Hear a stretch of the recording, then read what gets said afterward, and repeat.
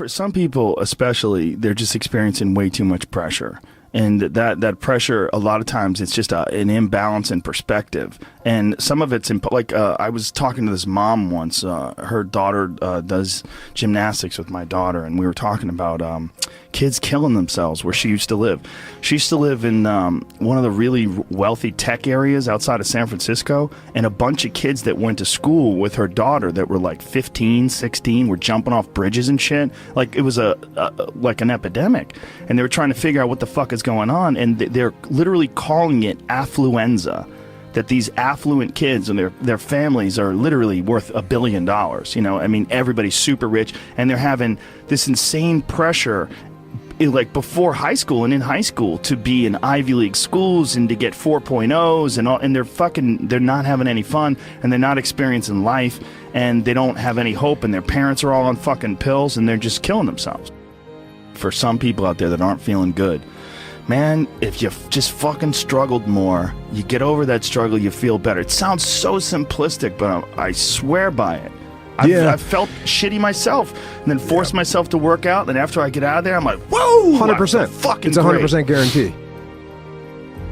It's hard for people to break momentum, too. Momentum that's good momentum, or momentum that's bad momentum.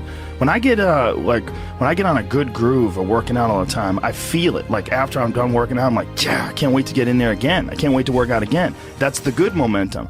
But then there's that bad momentum, like you get injured or something like that, and you can't do anything for a couple of weeks, and then to try to get that kickstart that motor up again, it's hard to get momentum.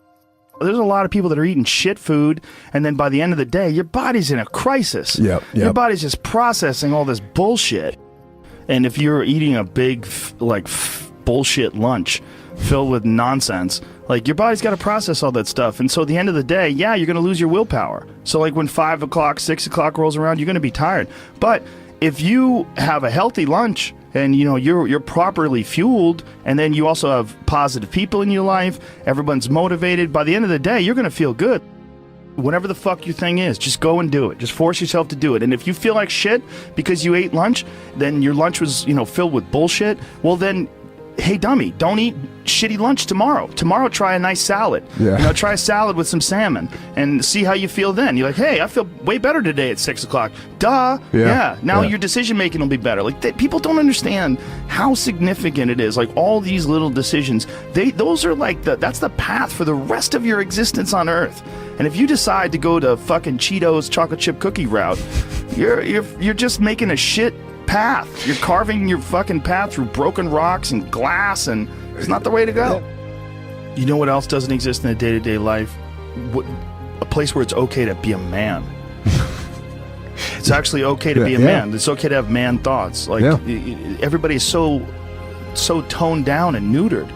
It's like human resources and corporate life has watered down people's natural behavior to the point where people are just dying on the inside, sitting in these fucking cubicles, rotting, just freaking the fuck out, having all these thoughts they can't entertain, having to pretend to be someone they're not all day long, putting on this bullshit way of talking, this fake way of thinking. Everybody's got to subscribe to whatever fucking ridiculous policies their company wants to enforce. And you're just a robot, and you get out of there and you just want to scream. It's this fear of discomfort. People have this extreme feeling in their mind when it comes to their associations with exercise. They want to avoid discomfort. They feel like any type of exercise is just like something to be avoided. That's not for me. Fuck that. I don't want to sweat. I don't want to strain.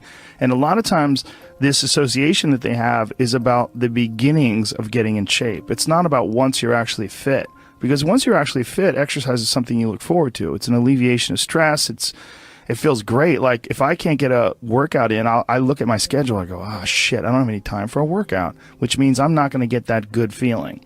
And so instead of looking at it like, oh, I've got to go grunt and sweat, I'm thinking I'm not going to feel good. I'm not going to feel relaxed. I'm not going to feel carefree. And I'm not going to feel even appreciative. Like, my appreciation of things, and it gets enhanced greatly after exercise. I just feel better. I feel like I can take things in for what they are rather than, whatever sensory data that I'm getting from any event is just one more distraction that gets in my way. And that's a lot of times how I look at things if I'm overstressed or if I'm working too much. Like our bodies, for whatever reason, most people, their associations are to avoid anything that's uncomfortable. But it's so illogical, because when you look at comfort and you look at success and progress and the feelings of accomplishment and of getting past certain hurdles in terms of like how you feel about life, a lot of those are connected to discomfort. Like discomfort is your friend.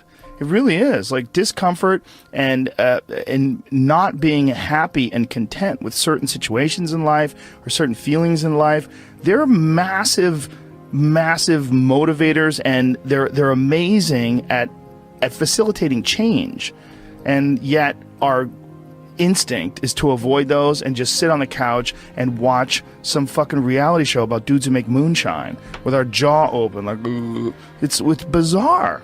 And for me, at least, when I get like really disciplined and really I get really consistent with my workouts, one of the things that I almost feel momentum. I feel like there's like a push behind me, like, all right, like after I get out of the gym, I have a really good workout. I'm like, yeah, now I'm doing it. I'm doing it all the time now. And I'm looking forward to the next time. And it makes that resistance much weaker, and it makes my motivation and my discipline much stronger.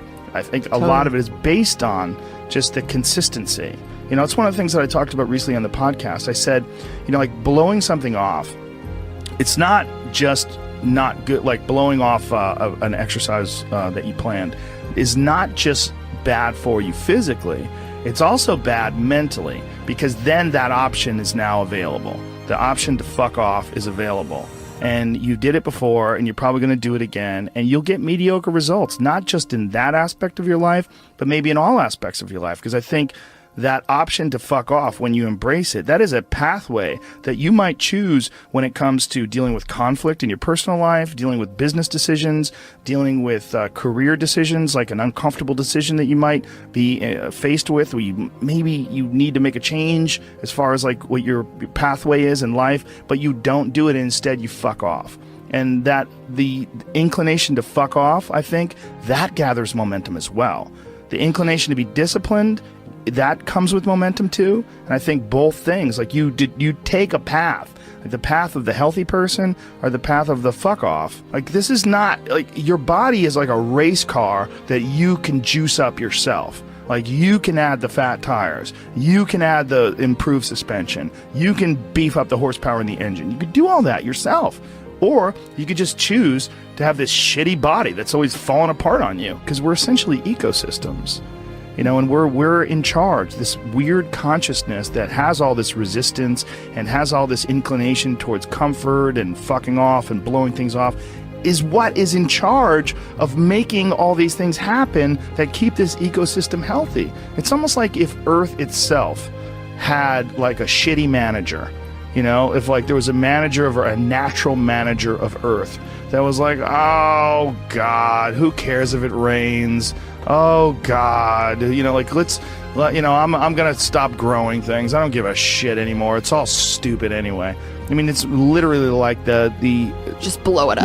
Yeah. Fuck it. Let's just kill all of life. It's all gonna die eventually. I mean, the sun only lasts 7 billion years. You see, that is the perspective a lot of people take with aging, where it's like, well, you're gonna die, you're gonna age, you can't stop aging. And it's like, yes, you're right, but that's not the point. The point is to age better.